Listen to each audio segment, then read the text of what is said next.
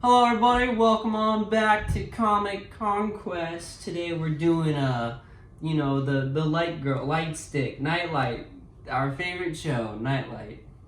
Yeah, that was a good intro, wasn't it, Cole? What a bit. Today we're talking about Ms.Marvel, and Cole's new favorite show for sure. You know what?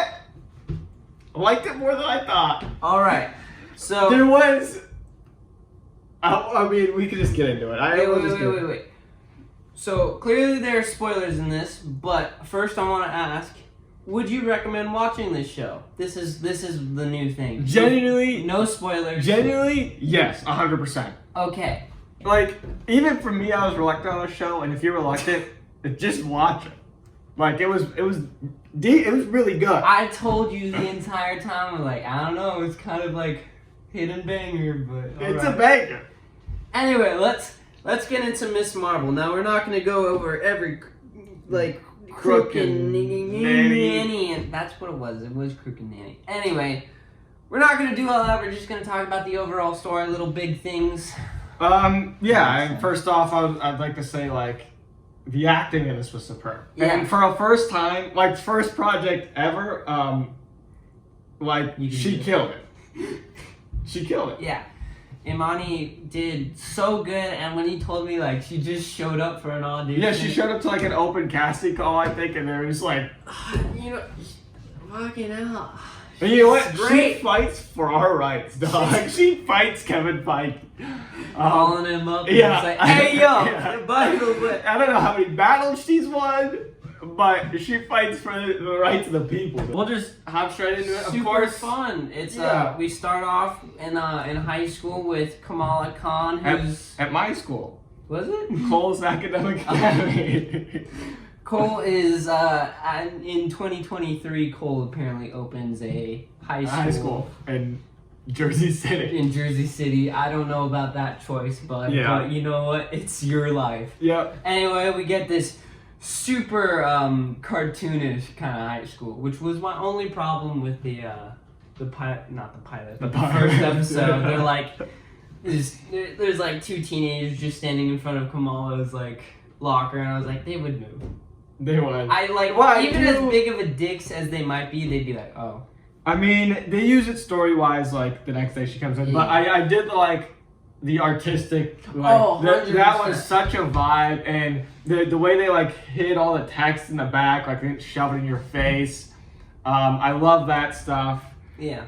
But I just wanted to say that kind of... It was very neat, very a film high school. Yeah, but that also kind of sets the tone for the rest of it.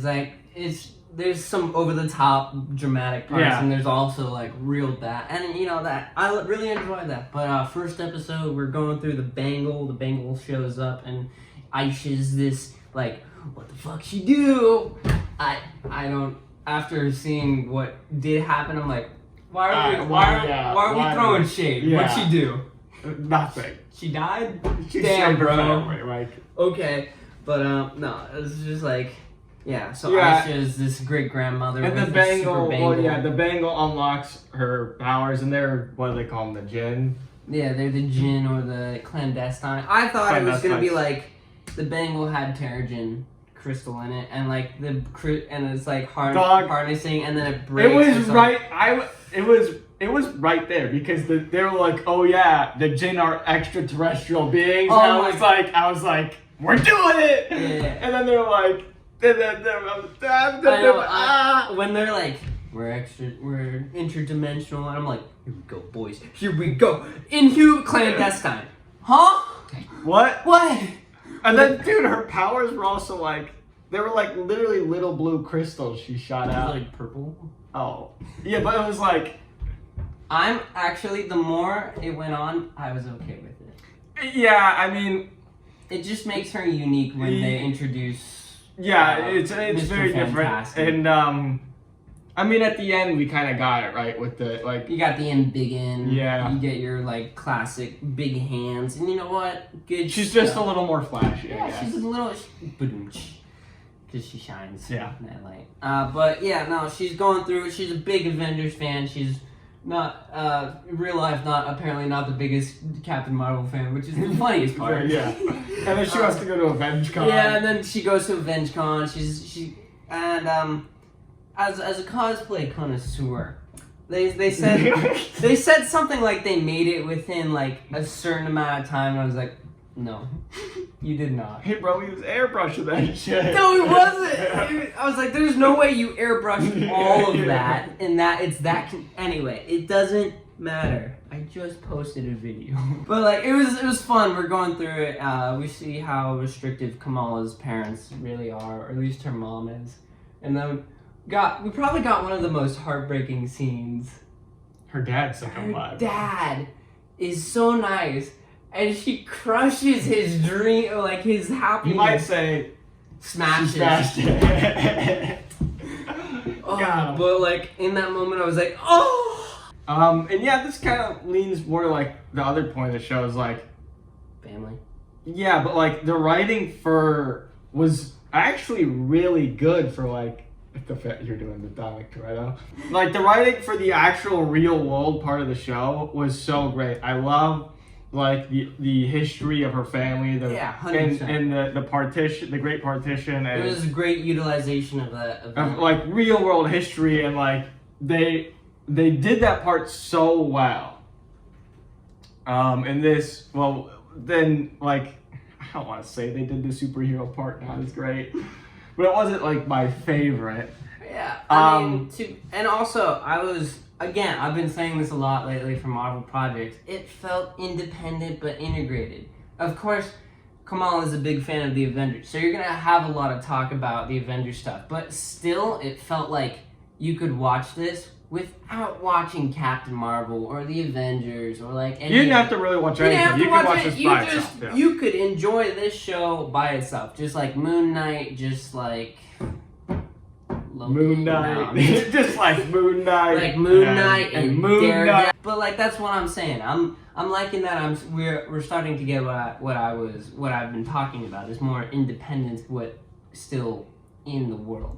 And I mean the writing for the clandestines, like as soon as I saw that one kid, I was like, he's evil. Like this guy does a quadruple backflip into the pool. I'm like, you're evil. Sexy abs you're and evil. shit. You're evil. Evil boy. But then he's not evil, but he is evil, but he's not really. And like I love like they go to Pakistan and I love that stuff and they go and they see all this stuff and she reconnects to their family and the clandestines chase or whatever. Yeah. And I thought when they see the red dagger and they show like the map, I thought they were gonna be like, and here's what? Kunlun. Oh, here's okay. Like yeah. And here's wherever the Shang-Chi village was. I can't remember the name of. Oh. Because those were all like, you know. Yeah, like, those are dimensional like shifts. Like I thought that would have been cool if he's like, there are many like. Yeah, that's what I thought. That's what I thought he was gonna be like. That would have been really interesting. The kind of main villain who didn't turn out to be the main villain was the clandestines, and they're just kind of really angry Eternals. I just want to go home, but with no powers, and they're just really fucking whiny. Are they strong? Like he throws the guy through I don't know. They all die. Yeah, I mean, yeah. They all. But then we go back in the real villain, the American government. The government. It goes all the way back. As Marvel shows keep telling us, the government is the villain. Yeah. No, but we get the DODC returns, Department of Damage Control. We get the really angry guy from No Way Home. You know, it took me a minute when he showed up at the end of the first episode. I was like, who's this angry man? Who is he? I forgot. And then he like does the interrogation. I was like, oh. Yeah. That's his bit. That's his thing. He just interrogates people. He's like, man, it must have sucked to go to the Avenge Con and something goes wrong, and then you get attacked by that bitch, and she's like, wait, what? She didn't attack me. She saved me. So you know her. God damn. But you know what? As much of a dick as he clearly is, he's also just doing his job. He's nice, and he's like, he shows respect. He's like, remember, don't cause an incident. Be respectful when when the lady's like going to the mosque and she's like fucking shit up and he's like stop. She's stop the real villain. The real villain is that lady because she's just like this lady. She's like fuck it. You are a baby. I'm gonna wear shoes. I'm gonna wear shoes in your holy place. She's just a dickhead. And then she's like, I'm gonna go attack these kids. Yeah, and then at least she gets fired. Are you getting any of the story? Like, I mean, just watch the show. I don't want to talk about it too in depth. And yeah, there's and we'll get to the last parts. Yeah, there's the bigger stuff that lead into predictions. So as we're finishing up, Kamran, who is not the villain, but the villain gets the same powers. I didn't look up who he is. I saw on Instagram that he is a character or something. I don't fucking care. I don't know. I'm sorry. I mean, I do care, but we're not here to go in depth. This is not the purpose of this channel. But, like, yeah, he's a villain, but also, what else? Bruno. I like Bruno a lot this show. I was surprised how much I vibe with the guy. Really cool. Clearly has a crush on Kamala. Gets a little friend zone. I really thought they were about to disrespect him in that last episode, and then he pops up. I was like, no, Bruno. And then he's like, what's up, boy? He's like, hey yo, what's up? And I was like, let's go, Bruno. Bruno's a god. But we'll talk about the ending, which. So Bruno's talking to Kamala. He's like, I ran through it. Your brother was asking if he had powers too. Everybody knows Kamala's identity and her family, by the way. And he's like, it doesn't look like it, but it looks like there's something in your genes. I was like, he's gonna say you're like inhuman or some shit, and she's gonna be like, that's kind of fucked up, Bruno. And he's like, there's almost like. Oh no, Amir kept asking if he might have powers too, and I think we might have had it wrong the first time around. What do you mean? So we know why you have access to the Nor and how you can wield it. But when I compared you to the rest of your family, something still seemed off. Okay. Kamala, there's something different in your genes. Like a mutation.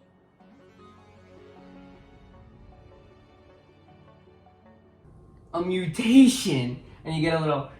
I don't remember. They cue X-Men 97 theme again. Yeah, there was like a note, and you're like, fuck. But, I guess Kamala is a mutant, which, you know what? I'm okay with this, actually.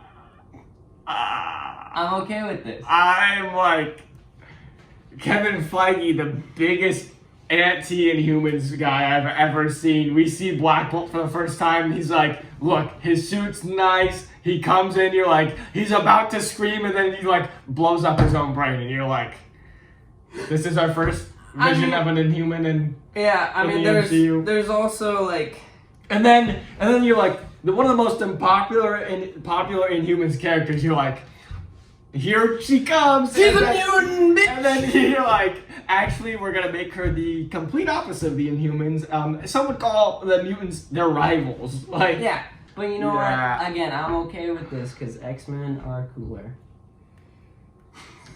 I'm just kidding. I'm not taking a position on that. And then the other post-credit scene, or the post-credit scene, was the post-credit. Brie Larson. Brie Larson does show up, and you know what? I like that suit more. That has nothing to do with the story. I like her costume though. She's got like fingerless gloves, short sleeves. Yeah, I like it. But I'm still. And then people are like, did she switch? I think she switches places with Kamala because the bracelet disappears. Yeah, I don't think it's. For a second I was like, shit, you changed body, like you can. People are like, they shapeshifted. I'm like, I know she could do that, but like they're getting away from this elastic thing, like. Yeah. So yeah, it looks like Brie Larson legit just switches bodies, and then she's like, what the fuck? Because she's looking around, she goes, no. I mean, her whole room, of course, is Carol Danvers. It's just Carol Danvers, and I'm sure Carol's like, this is kind of cringe. And then we also got the sweet moment at the end of her dad being like, you're Ms. Marvel. Yeah, Kamala's name is Marvel. we'll get to the review of this. Honestly. Review. I liked it. I watched it day one, and I've been telling Cole for the past 6 weeks, hey, you should watch this, and he was like, I don't know. This was a bop, and I'm willing to say one of the better MCU shows. Every episode I watched, I was like, they're still moving the story along? I was like, holy shit, it's still going. Like, the way they progressed the story was, you're like, it's going quick, but every episode was so packed full of quality material to move the story along. And as I said, I love the writing about the real world stuff. And her family and her character and her interactions with everybody in her family. I will say a lot of people are like, oh, this show is woke. If you think this show is woke, you've never watched the fucking show. It's not really woke at all. It's not. It's more like... And if you say it's woke, I'm going to call you racist because you're like, they just shove... like, if you think it's woke, I'm like, we're not watching the same thing. Yeah, no, I actually found it... like enjoyable and almost informative in a way. Yeah, I thought it was great. And I think that's the intent, is to because that's not a culture I'm very familiar I'm willing to with. bet 90% of people that are watching don't know anything about that culture because that's not something you learn in like high school. No, and which they call out. But I was like, this is super cool. I like this. I get it. My issue comes when we get to the superhero stuff. Of course, mutant Kevin. Okay, we get it. We're gonna put our scale back here. Here it is. I don't know if it's the TV scale or the MCU scale. It's a scale. It's one of them. One of the scales is right here. And you know what? I give this without questioning. I give this 8.5. Honest, yeah. Solid. Yeah, I want to say I like it more than Loki almost. Which I know on this scale is really high. I think Loki should be down that. Like, the scale isn't completely right. I like it more than Falcon and the Winter Soldier. I like it more than Falcon and the Winter Soldier. I don't like it more than WandaVision. I think WandaVision's still my favorite show. WandaVision is going to be special to me because of the amount of, theorizing that we were able to do and just how mysterious and then how, crazy it got. But I will say, I didn't expect to like this show as much as I did. Yeah, I really didn't. Definitely a dark horse. Yeah, for sure. Predictions. I think we're definitely starting to get our X-Men stuff. We're that's coming up. X-Men are happening. Get that smace off your face. And I think where we're gonna get more X-Men is probably the Wakanda Forever. I don't know why. If they make her an X-Men and they make Namor an Inhuman, I'm gonna cry. I'm gonna cry. They're gonna make the first mutant an Inhuman and then the most popular Inhuman in X-Men. I would literally. That's right. He is an X-Men, or he is a mutant. He's the first mutant. He's the Namor, the first mutant. Always forget he's a mutant. And so when we see Namor, we should be getting more of that X-Men stuff. But Kevin Feige would literally be trolling us if he was like, actually, guys, Attilan, Atlantis. I mean, we got a bunch of. I know Agents of S.H.I.E.L.D. isn't. Oh yeah, we should. But there was a shit ton of Inhuman stuff by the end. Yeah, and Secret Invasion. Apparently, some of those Agents of S.H.I.E.L.D. characters are coming back. Quake. Or Sky. Yeah. She was Sky, and then she was Daisy, and then Quake, and I was like, I don't know what's going on. But yeah, she was very popular. Anyway, prediction. They made her a mutant too. I'm literally crying. God damn it! Kevin, no! Kevin, the Inhuman hater. Kevin's like, you know what? I am that guy in the comics that's fuck the Inhumans. Yeah. I am the allegory. But yeah, we're gonna the Marvels. This leads into the Marvels. I have literally zero idea. I got zero idea about I didn't care about the Marvels, but now I do because of Ms.Marvel. I still don't give a shit about Carol. I'm sorry. She's so boring. I don't know what the fuck that's gonna be about. Honestly. I don't know either. But because the 10 rings. The 10 rings were in this for a second. The bangle. When Aisha gets the bangle off of a Kree blue hand. I don't know if you saw that. Did not know. The hand is blue. It's the bangle's on it. There's 2 of them, It's in a. They pan up and there's a giant 10 rings symbol on the ground. I don't know how you missed it. I missed it. It was literally the entire frame. I missed it. Like they made sure you could see it, which is. Oh, and then she's like, "Where's the other one?" Yeah, there's 2 of them. Just like, and I wanted to tell you this for a while, but the glow of the bangle is almost the same kind of like crystal glow that the 10 rings have. So clearly, there's a connection that they wanted you to that they wanted to be like, poke, now you know, between Shang-Chi and Kamala Khan. And then also the extra dimensional. And extra yeah, dimensional. they could have connected it even harder. And then also some fucking how Carol Danvers. Honestly, Carol Danvers is the most unconnected part of this. Honestly, because I was like, when they're like Ms.Marvel being the Marvels, like when they announced that when they first announced the Marvels movie, I was like, I guess this makes sense. And then I started watching the show and I was like, how the fuck are we connecting her to Carol Danvers besides the fact that she's a super fan? That's the biggest connection there. And then I guess the Kree hand. They were like the blue Kree hand. They're just like, oh, those switch places. I don't know.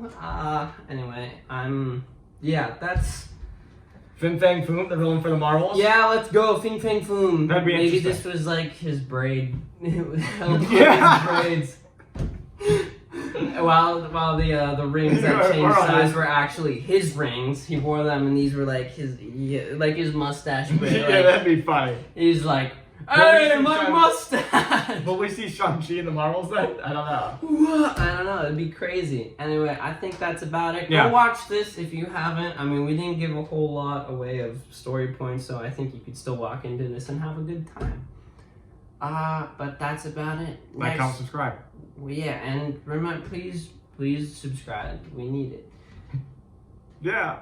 We'll be back next week for something. Video. I don't. It'll be here. I think the next series is She-Hulk. When's that? That doesn't come out. August. Yeah. So expect filler. Here comes. All right. Goodbye. Okay. For real this time. You want to say anything incriminating before I turn off the camera? Nope.